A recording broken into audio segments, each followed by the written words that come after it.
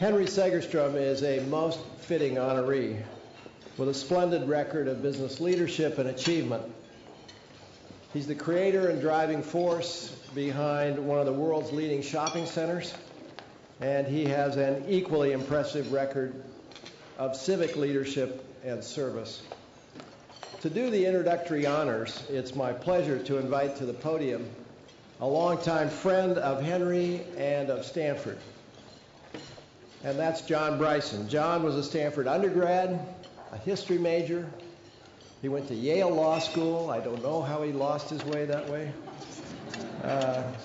But he married a Stanford MBA, his wife Louise, so he's on the right track. He served 10 years as a Stanford Board of Trustee member.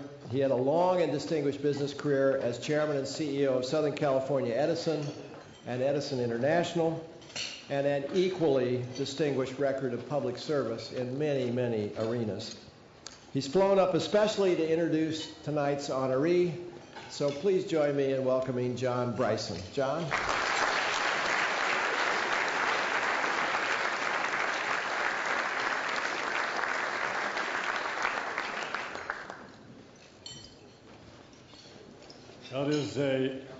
It's an enormous pleasure to be here to recognize Henry this evening. Henry really is an extraordinary person. I'm going to start with a little anecdote, and I'll come back to this in these remarks, but Henry called me perhaps 4 or 5 months ago and said, "John, I'd like very much to have you introduce me. I'm going to receive the Arbuckle Award," and I was thrilled, and I thought to say to Henry, you know, I would really, really like to do this, but I have the following morning my own board meeting beginning at 7:30 in the morning. I got several committees to work through. We have our earnings call on the day before, namely today. And then I realized you can't say no to Henry. That's a theme I'm going to come back to, but just bear that in mind. Lots of people try, they rarely succeed, and for wonderful and very good reasons. So let me say a little about Henry. The man that we're honoring tonight, in my judgment, can serve as a role model for all graduates of Stanford Business School. And the nice thing about it is Henry wouldn't say that, but I can. And here's the way it is. If that model graduate was defined solely by success in business, Henry, and I know him well, wouldn't be shy a bit about reminding us that to him being a business leader is not just about making money, but also about making a difference in your community. Henry simply refuses to recognize a boundary between the words citizen and businessman. And he doesn't just balance the two, he has totally blended them. His business life, his civic life, I'll describe this, are virtually indistinguishable.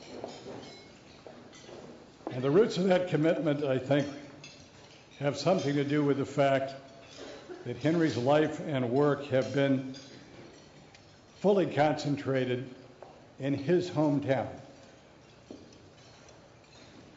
The Segerstroms don't go wandering off looking for greener pastures. Instead, their passion is making the local pastures greener. And when I say pasture, I'm really being literal. 50 years ago, C.J. Segerstrom and Sons was a successful family-owned agricultural concern in Orange County. They were leaders in the commercial farming of lima beans. And each year when they looked ahead, they did what farmers have done for millennia, making that crucial decision on where and what to plant for the coming season. But then just a few years after Henry had gotten his MBA at Stanford, and returned to the family business, he and his family decided to look beyond the next season and look instead to all the seasons to come. And so they took a couple hundred acres and they planted the future. The future of their company, but significantly also the future of Orange County and of American retailing. Henry's creation, his family's, but what Henry went home to and built South Coast Plaza. I asked myself whether people in Northern California would know of South Coast Plaza. I think so. I can tell you that across all of Southern California, people drive through those incredible traffic congestions, 30 and 50 and 100 miles, a lot to get to South Coast Plaza. It is and has been for, I'm pretty sure this is right, more than the past 2 decades, the highest revenue producing planned retailing center in the United States.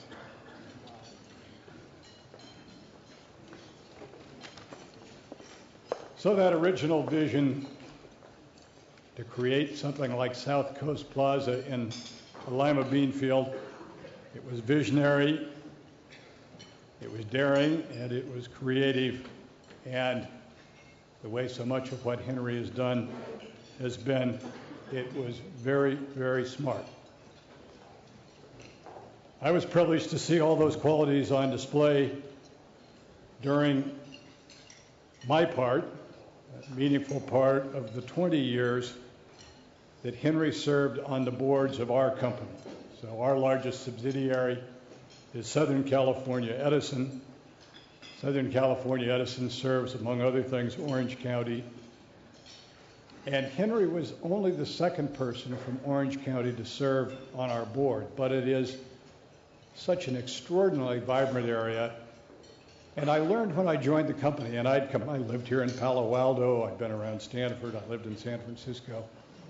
But when I moved to Southern California, I rapidly learned that Henry was Mr. Orange County. And I'll say more about that in these remarks. So for the time I became CEO of the company in 1990, Henry was part of that. The years that he was on the board and I've continued with the company, I just want to say, Henry, that I'm in your debt. All of us who worked with him during those years are in his debt for his counsel, his ideas, his tough-mindedness, his sound judgment, and notably also for the quality that when he believes something is right, a quality, I think it's the Swedish heritage in part, unyielding perseverance. So, I said at the outset, there's no quality in Henry that says more about him than this dual commitment to business and community. The roots of that commitment, I think, are literally roots put down when Henry's grandfather, a Swedish immigrant, arrived there in what is Orange County, but arrived there more than a century ago and began farming then on 20 leased acres. The entire population of Orange County at the time was less than 15,000 people. It was 15,000 people. And to get a little perspective, 4 times that number now daily visit, every single day visit South Coast Plaza. But the difference between those two figures should be measured in more than just numbers. It really reflects one family's and one man's refusal to accept the judgment of others. And this judgment certainly existed and persisted for a long time. The refusal to accept that one's hometown was a distant backwater, maybe pretty, maybe sunny, but insubstantial. And there was that belief that that backwater could never become an economic powerhouse or a center of culture. Henry has proved those doubters wrong. More than any one person, and I've been a student of this, but more than any one person, I believe that he is the person, the single most significant person in making Orange County the substantially prominent financial and cultural center in its own right, distinct from Los Angeles, that it is today. So, there was South Coast Plaza, but I don't think you can separate in thinking about Henry's work and his family's work of South Coast Plaza without simultaneously talking about what else the Segerstroms did in that area, Costa Mesa, California, center of Orange County. It began with a gift of land for the South Coast Repertory Theater. I've got a long list of these, and I'll try to be a little brief about it. 1979, then Henry donated a 5-acre site for a new performing arts complex. That became the Performing Arts Center, opened in 1986. The focus of the Performing Arts Center is Segerstrom Hall, an acoustically acclaimed 3,000-seat auditorium. Then in 1998, a 6-acre parcel of land was donated again opposite the Performing Arts Center for the Segerstrom Center for the Arts. And then in 2000, a gift of $40 million was donated to the construction of a 2,000-seat concert hall. I've been privileged to be at the dedication of each of these. 2,000-seat concert hall, now known as the Renee and Henry Segerstrom Concert Hall. And all were given in the strong belief that arts are essential to enhancing the quality of life for generations to come.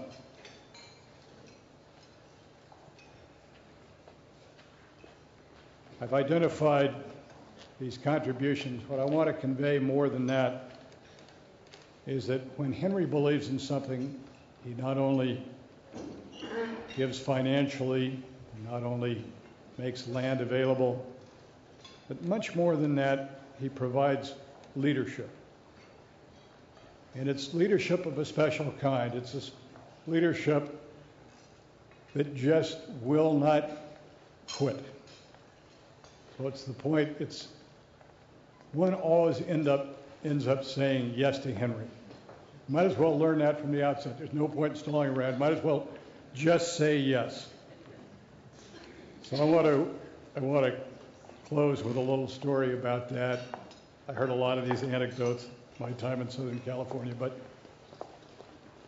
there was a time, of course, when South Coast Plaza had been founded and it was there in Orange County, but it wasn't of special distinction, not by the scale of California-wide or nationally significant centers. It was early days.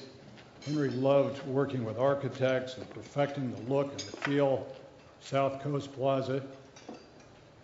But a related undertaking, and I think it was linked, was he was determined to create the greatest center. So he went looking for names, and one of them early on was Nordstrom's. I grew up in the Northwest. Nordstrom's was in the Northwest. The Nordstrom family had no intention whatsoever of going beyond the Northwest. They were very significant. That's where I went to get my shoes when I was a boy. Maybe Bod did too. The only place my mother would take me to buy a pair of shoes. I don't know how he did it, except I guess I've come to learn. But Henry talked to the Nordstroms, and then I think he talked to them again, and he talked to them again, and the story inevitably results, as you can imagine, in the Nordstroms. Their first store outside the Northwest was at South Coast Plaza. And then there are other similar stories. Tiffany's is a similar story. I guess what particularly pleases me about tonight is not just that this award is so justly earned by Henry, But tonight, all of us, all of you, have the opportunity to say again yes to Henry, but in an entirely different context. This is one Henry didn't ask for. Bob, you, all the people at the Stanford Business School came forth and said yes. And I will say simply that I cannot think of a more deserving recipient of this award. So thank you very much.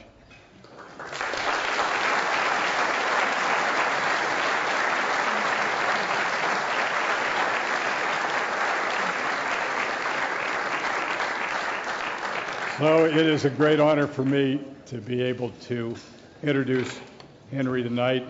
I was honored to be asked, and I'm honored to be with all of you. And ladies and gentlemen, Henry Segerstrom.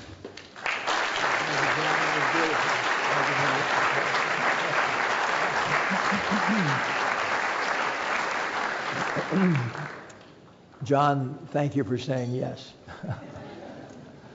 I've known John for a long time, and with the Southern California Edison Company, and there's no one that I have a higher regard for than John. His hardworking intelligence, his integrity. He has led the Southern California Edison Company through some very tough times, and he's quite a remarkable person.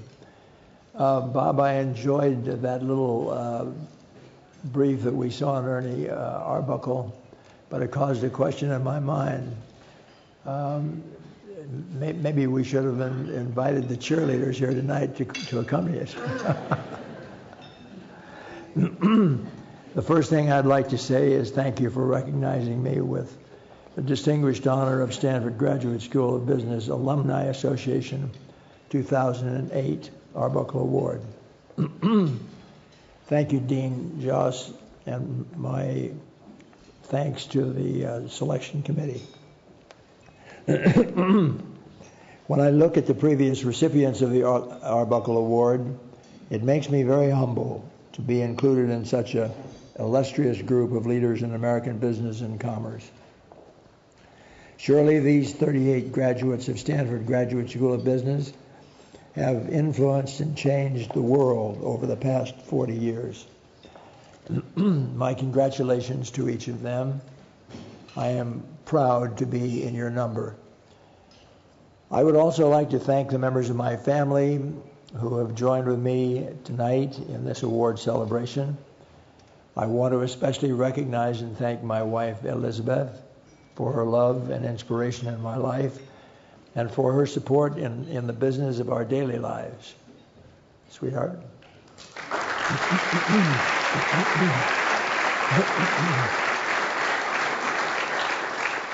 Although her PhD is not in business, I can attest she is blessed with an essential good judgment of management.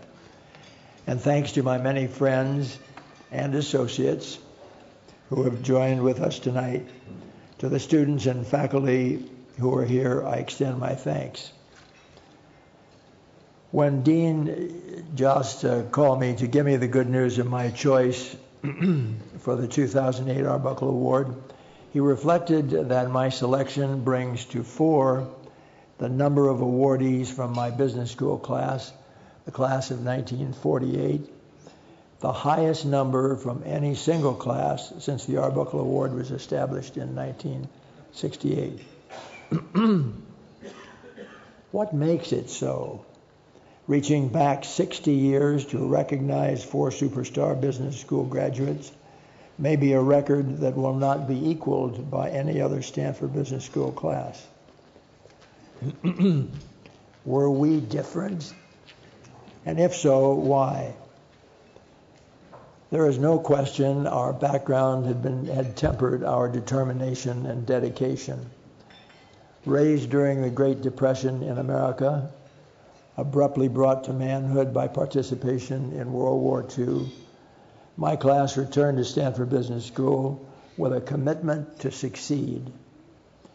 Trained in the military, the class of 1948 accepted disciplines of a business education and were hungry to learn its lessons.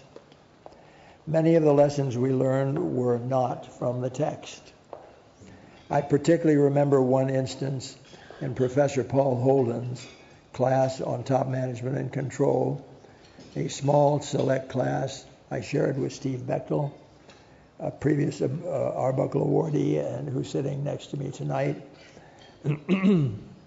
Professor Holden had arranged for us to meet with C.O.G. Miller, the San Francisco businessman who founded Pacific Gas and Electric, PG&E.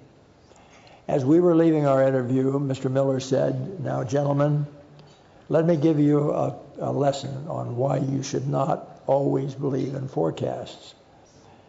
I'm going to chart the course of the sun for you. I begin the chart at daybreak and continue the graph until noon when I stop, and I tell you, now rely on the projection of the graph." He taught us a good lesson. Challenge assumptions. Challenge assumptions. He made his point, and that may have been the beginning of my learning to think outside the box. The Graduate School of Business was smaller then. Dean Hugh Jackson served as dean for 25 years from the founding of the school by Herbert Hoover. One of my favorite professors was E.K. Strong, a psychologist who had developed the vocational guidance test for the United States Army draftees in World War I. He had developed a simple formula for success in marketing. He drew a single arrow on the blackboard and said, "To sell your product, determine first what your customer needs or wants, then decide what your product has to offer to satisfy the customer's needs or wants, and present the information to him. Your customer will buy your product." That simple lesson became a marketing formula for my business career. In 1948, my class encountered a business world without jet airplanes. There were no nonstop international flights. There was no television. There were no computers. But change came quickly. In 1958, I participated in a Stanford University alumni meeting in Los Angeles and attended a lecture by Ernie Arbuckle on a computer-based system called operations research. It was so new and so foreign to me, I felt obsolete. My first experiences at Stanford began in 1940 when I entered as a 17-year-old freshman student. The university was a peaceful, secluded environment reflecting America's isolation from the war raging in Eastern Europe. I have always felt fortunate to have enjoyed 3 undergraduate peacetime years on campus. Stanford was a way of life. Let the winds of freedom blow. Stanford's motto gave us a protected sense of self-worth, a sense of purpose, a sense of belonging. My years as an undergraduate on the farm made an indelible mark on my life. In recognition of potential future military service, I had signed up in Stanford's Reserve Officer Training Corps, ROTC, and was training in field artillery when Pearl Harbor occurred. Along with fellow classmates, I enlisted in the regular Army with the assurance we would be able to complete our undergraduate degrees. The need for young artillery officers became urgent, and in 1943, we were called to active duty and sent through basic training as enlisted men, and then sent to officer candidate training and deployed to combat in Europe in late 1944. Seriously wounded in combat against Hitler's SS troops while crossing the Rhine, I spent 2.5 years in the military hospitals in Menlo Park and Pasadena. I completed my BA and MBA while continuing to serve on active duty in the hospital. And so in the 8 years from my freshman admission to my graduation from the business school, I had completed 4.5 years on active military duty, rising from the rank of private to captain in the United States Army, and earning my BA and MBA from Stanford. From Stanford, I returned to Orange County, where I joined a family farming business started by my grandfather in 1898. Our 2,000-acre farming operation was entirely agriculture, with no income except from the sale of our only crop, large dry lima beans. 1 turnover a year. It was a slow pace. Fortunately, the Santa Ana Freeway opened in 1950, and opportunities for alternate land use began to multiply. In the early years of our land development, I became involved in public service, being elected by popular vote of the Orange County farmers to be chairman of the Orange County's Agricultural Stabilization Committee, a federal reclamation program carryover from the Dust Bowl days of the 1930s. Not long after, I was appointed to become an elected public official as a director of the newly formed Orange County Water District. During my 28 years of public service as an elected public official on the Water District Board, and during my 6 years as president, we built the world's largest ocean water desalination plant, which ended up at Guantanamo Bay in Cuba, providing our military establishment an independent freshwater supply. After pioneering groundwater replenishment programs and water desalination technology, the Orange County Water District has recently completed a $500 million wastewater reclamation plant integrated into the district's underground replenishment system. This water reclamation project is expected to supply 10% of Orange County's water needs. As a result of my involvement and development in reverse osmosis technology and sharing research with Israel, I was given the Tree of Life Award by the Jewish National Fund in 1995. Fortunately, the 60 years since 1948 allowed time to see the development of the Segerstrom field of beans into what is today the largest grossing planned retail center in the United States, South Coast Plaza. John referred to it very eloquently. Its remarkable success took all the discipline of Professor Strong's selling formula to convince the world's finest luxury retailers that our South Coast Plaza is where they must be. We have just celebrated the 40th anniversary of South Coast Plaza's opening in 1967, although the development concept for the retail center began in December of 1962. In this anniversary year, South Coast Plaza is expected to reach $1.5 billion in retail volume, by far the highest retail sales volume of any planned shopping center in the United States. South Coast Plaza and the Segerstrom family believe in giving back where we can make a difference in bettering our society. By far our most significant community charitable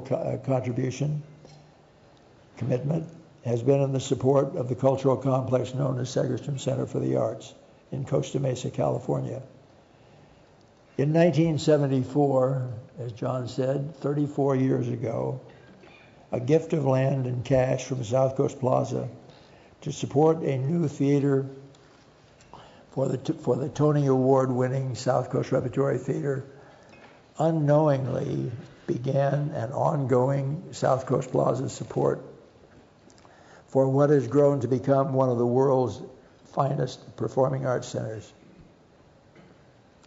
Several additional gifts of land by South Coast Plaza and additional financial support from the Segerstrom family members have completed a 12-acre arts campus, which includes a 3,000-seat multipurpose opera house, a 2,000-seat concert hall, 2 500-seat theaters, 2 smaller theaters, all totaling 6,500 seats. An 80,000 square foot contemporary art museum is planned for the Multidiscipline Arts Center. My own personal engagement with the evolution of Segerstrom Center for the Arts enabled my participation in the development of each project, including serving as chairman of the capital campaign for the Opera House, which raised the entire project cost for the hall prior to the hall's opening night from 100% private capital. This led to my serving as the first chairman and CEO of the then fledgling Orange County Performing Arts Center during its initial 3 years of operation. In 1995, I was elected founding chairman. Elizabeth and I have had the good fortune to personally be the major donors of funding for our new concert hall, which opened in September 2006. I believe strongly in personal and corporate responsibility to give back where we are able. As the result of my involvement as founding chairman of the Orange County Performing Arts Center, I collaborated with our Stanford Business School in sponsoring a new class in business management of not-for-profits. The class became so popular, it spawned the business school's pioneering Center of Social Innovation. And now I would like to ask you to join me in changing our thoughts to the future. We have looked back 60 years. That's a long time. What are memories for me, I realize, is history for you.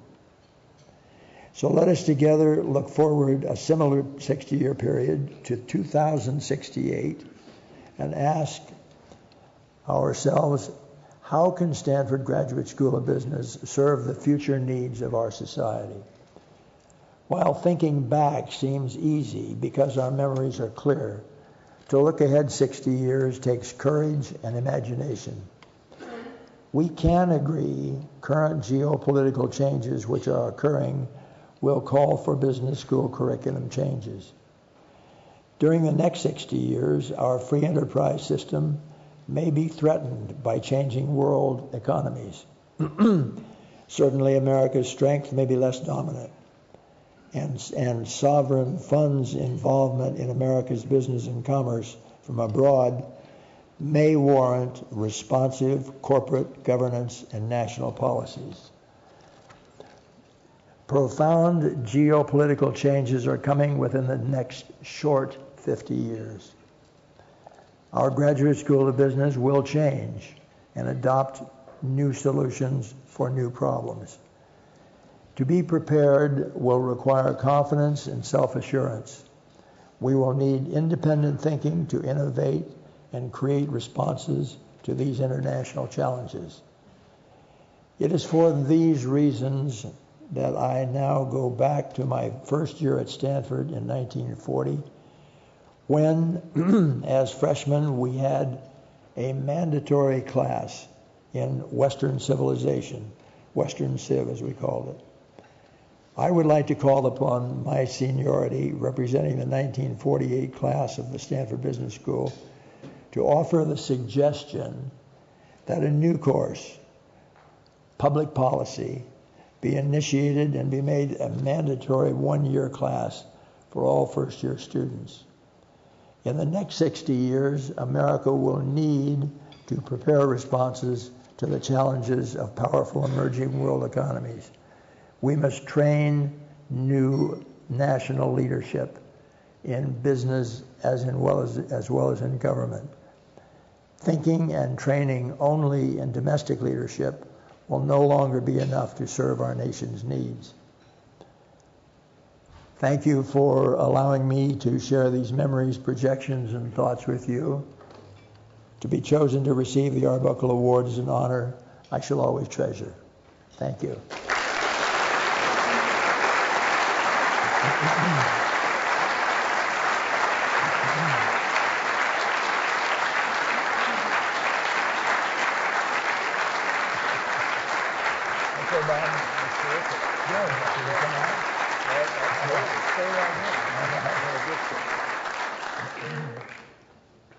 Well, Henry, on behalf of all of us in the audience, all of us connected with the business school, let me say, first of all, there's a real Arbuckle Award for us to present you that you can keep on your bookshelf or wherever else suitable.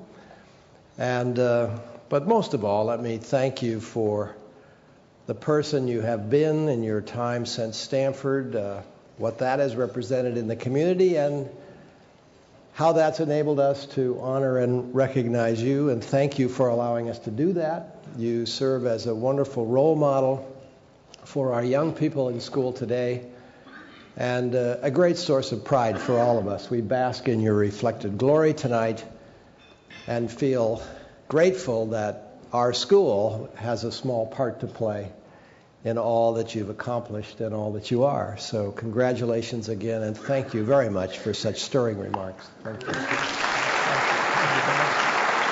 hold it. Or I'll hold it here. Or you want to take it? Oh,